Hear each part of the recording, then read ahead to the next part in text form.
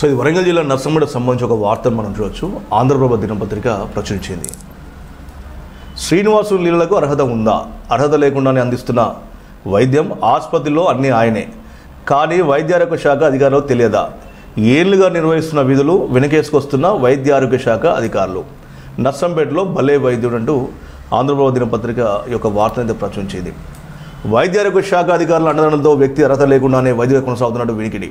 ఆ వ్యక్తి పనిచేసేది మామూలు ఆసుపత్రి కాదు, మరి నర్సంపేట చుట్టుపక్కల ప్రాంత ప్రజలకు పెద్ద దిక్కు. క్రిమి సంహారక మందు ఆయన తాగాక పోయిన ఆ గర్భిణీ మహిళలతో పాటు 8 రకాల శాఖల వైద్యులు ఆసుపత్రిలో పనిచేస్తున్నట్లు బోర్డు ఏర్పాటు చేసుకున్న పెద్ద ఆసుపత్రి. ఈ పెద్ద ఆసుపత్రి పెద్ద దిక్కు కూడా ఈ శ్రీనివాసుడే.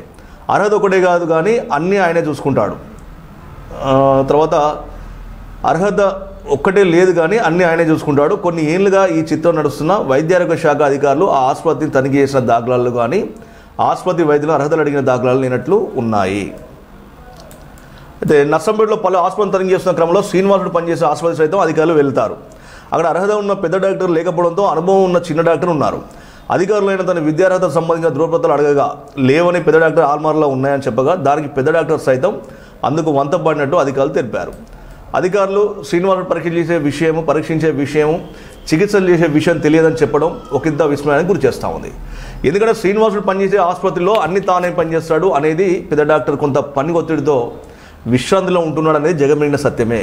అయినా ఇన్ని ఏళ్ళుగా ఒక నకిలీ డాక్టర్ నర్సంపేటలో చలామణి అవుతున్న విషయం వైద్యారోగ్య శాఖ అధికారులకు తెలియదంటే అధికారులు ఏ పాటి విధులు నిర్వహిస్తున్నారో అర్థం అవుతా ఉంది.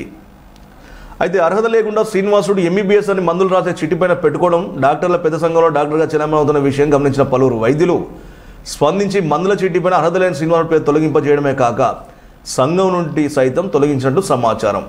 అయితే ఈ విషయం పట్ల పలువురు వైద్యులు మాట్లాడుతూ అర్హత లేని విషయం వాస్తవమే కానీ చర్యలు తీసుకోవాల్సిన అధికారులు చర్చలు జరపడంతో అర్హత లేని వైద్యులు అన్ని చేస్తున్నారని చెప్పుకొచ్చారు.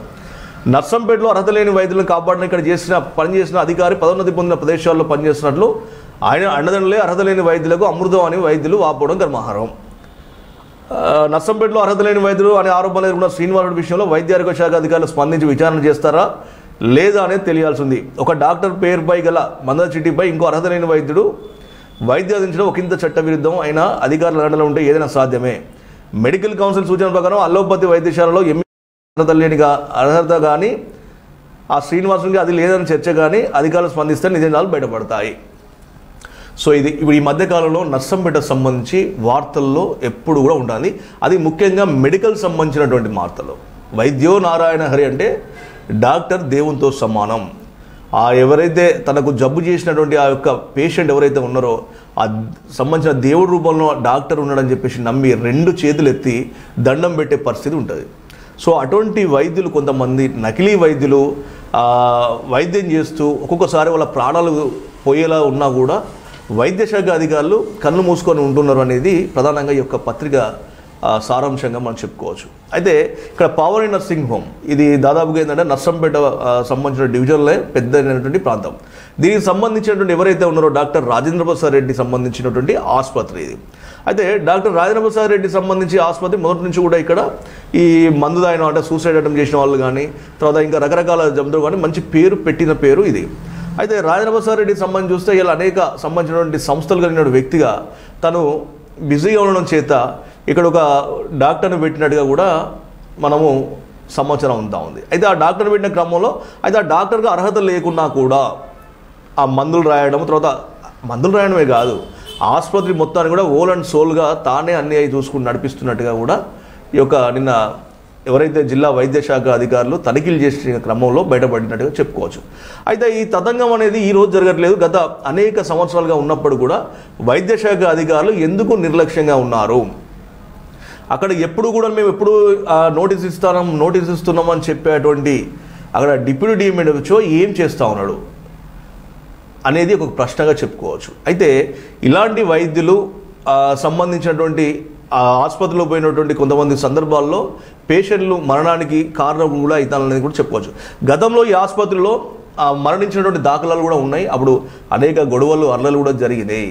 సో అటువంటి తరుణంలో కూడా మధ్యవర్తుల ద్వారా ఆ యొక్క సమస్యను బయట రాకుండా కూడా చేసినట్లుగా ఆరోపణలు కూడా ఉన్నాయి ఈ ఆసుపత్రి పైన. అయితే నిన్న సంబంధించి కొన్ని ఆసుపత్రుల పైన అక్కడ జిల్లా వైద్య శాఖ అధికారుల బృందం అయితే తనిఖీలు చేపట్టింది. సో ఆ తనిఖీలు చేపట్టిన క్రమంలో ఈ శ్రీనివాస్ అనే డాక్టర్ సంబంధించినటువంటి అంశం బయటకు వచ్చినట్టుగా కూడా మనం చెప్పవచ్చు.